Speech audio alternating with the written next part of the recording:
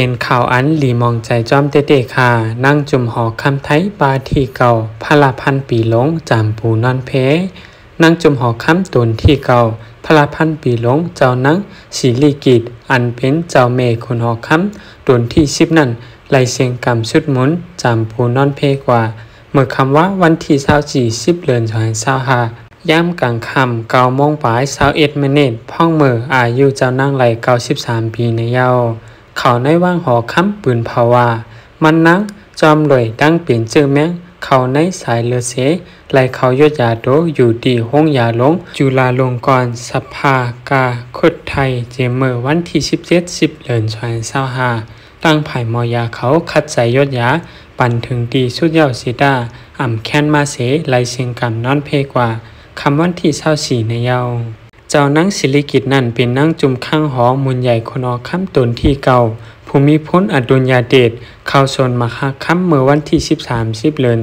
16เจ้านั่งมีลูกล้างสีก่อคุณหอค้ำตนที่10มหาวาลีลาลงก่อนอันพ่องามเมืองไทยยามเหลียวนั่นเป็นลูกจ้ายหลวงเจ้านั่งอยู่เยา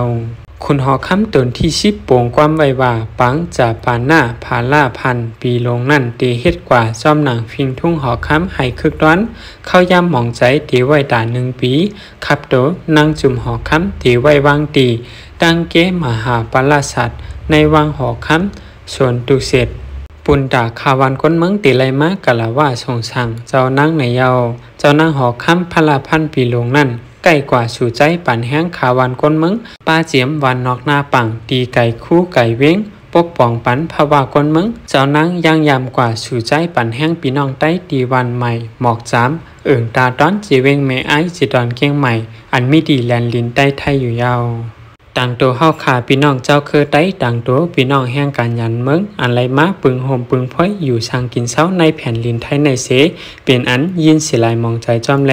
ย้อนสู่ไห่เจ้านางหอค้ำพลาพันปีหลงหอดถึงสุกติลีงามสีกัมติคา